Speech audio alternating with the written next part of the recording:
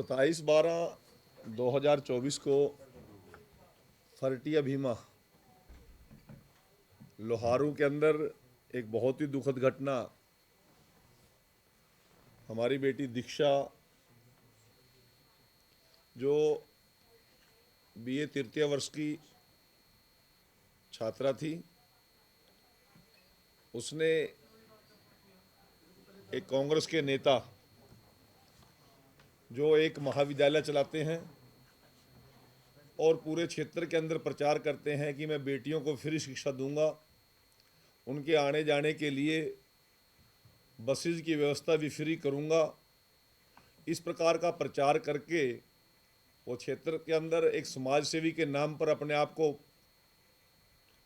स्थापित करते हैं और कांग्रेस की लिए लंबे समय तक काम करते हैं और काम करते करते 8 अक्टूबर 2024 को विधायक हो जाते हैं और उसके सगे रिश्तेदार जो उस मैनेजमेंट को चलाते हैं, उस विद्यालय को, महाविद्यालय को चलाते हैं, जिसका नाम बलवान सिंह है, जो उसका विधायक का सगा साला है, और उसके साले का लड़का राहुल और राहुल की बहन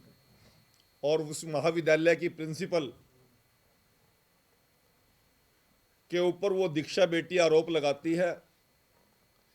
कि इन लोगों ने मुझे मानसिक और शारीरिक रूप से मेरा शोषण किया, इस एवज में मैं अपनी जीवन लीला समाप्त करती हूँ। हमारी सरकार के जब संज्ञान में ये विषय आता है,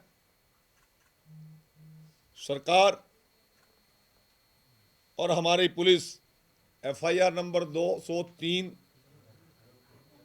थाना लोहारू तारीख 27/12/2024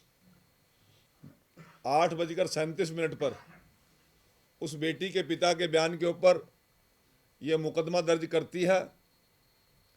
और अगले दिन वो कांग्रेस का विधायक और कांग्रेस का नेता ये आरोप लगाता है कि राजनीतिक भेदभाव से मेरे ऊपर शिकंजा कसा जा रहा है। एक तरफ तो सरकार कोई बेटी अपनी जान खोती है, उसके दोषियों के खिलाफ कार्रवाई करने की मजबूती से पैरवी करती है, परंतु दूसरी तरफ कांग्रेस के लोग ये आरोप लगाते हैं कि हम पर राजनीतिक तौर पर इस प्रकार के शिकंजे कसे जा रहे हैं। आज इससे भी बड़ी दुखद घटना तो एक और हुई कि वो कांग्रेस के नेता ट्वीट करते हैं और कहते हैं कि सरकार की नाकामी है क्योंकि बेटी की फीस नहीं भर सकी, इसलिए उसने आत्महत्या कर ली। सारे के सारे तथ्यों को वो दोनों बड़े नेता छुपाने का काम करते हैं कि फीस ना भरने का कारण क्या था, क्योंकि उस समाज सेवी नेता ने ये प्रचार प्रसार करके लोगों को, बच्चों का एडमिशन कराया कि मैं फीस नहीं लूंगा, मैं आने जाने के संसाधन भी आपको फ्री में दूंगा, और उस नाम पर वोट भी बटोरता है। और दूसरी तरफ कांग्रेस के वो नेता, जिसमें एक महिला नेत्री है और बड़ी जिम्मेवारी के पद पर है, प्रदेश की अध्यक्षा रही, केंद्र सरकार के अंदर 2-2 बार मंत्री रही, आज भी वर्तमान में सांसद है, बहन कुमारी शैलजा आरोप लगाती है कि बेटी बचाओ बेटी पढ़ाओ अभियान चलाने वाली सरकार के राज में बेटियों की क्या दुर्दशा है। बड़ी शर्मिंदगी होती है इस प्रकार के ट्वीट पढ़कर। मैं आप लोगों के माध्यम से बताना चाहता हूं, यही हमारी बहन जो आज दलित बेटियों की बहुत बड़ी वकालत कर रही है, उस दुखद आत्महत्या पर अपनी राजनीतिक रोटियां सेकना चाहती है।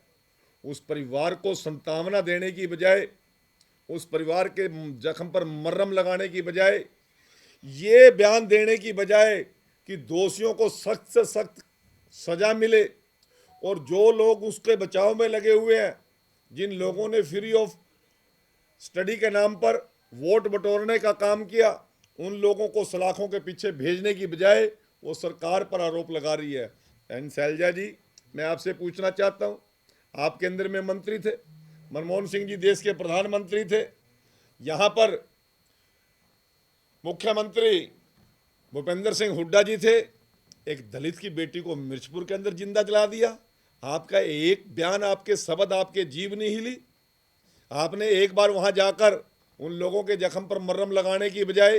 तब आपने कोई ट्वीट नहीं किया कि ये निकम्मी सरकार है। जिंदा जलाना और पेट्रोल छिड़क कर दिन दिहाड़े जिंदा जलाना, इस जघन्य अपराध के ऊपर तो आपकी एक शब्द मुंह से नहीं निकला। गोहाना के अंदर दलितों के घर जलाए, सरेआम पुलिस की मौजूदगी में जलाए, भूपेंद्र सिंह हुड्डा की सरकार के पहरे के अंदर जलाए, तब आपका ना ट्वीट आया ना आपका बयान आया। और सच्चा खेड़ा के अंदर किस प्रकार से और घटनाएं यदि मैं गिनाऊं तो एक लंबी सीरीज हो जाएगी कांग्रेस के कुकर्मों की। और तो और बात छोड़ दीजिए, मैं कांग्रेस के इस नेत्री को, अपनी बड़ी बहन को ये बताना चाहता हूं कि जब आप खून के आंसू रो रही थी,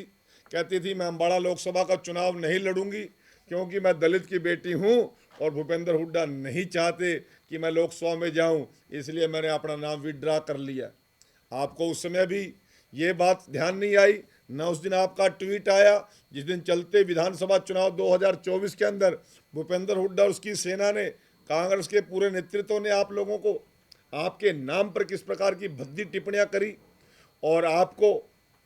एक ट्वीट नहीं आया, एक स्पीच नहीं आया, उसमें भी ट्वीट हमें करना पड़ा, मनोहर लाल जी को करना पड़ा, कृष्ण बेदी को बयान देना पड़ा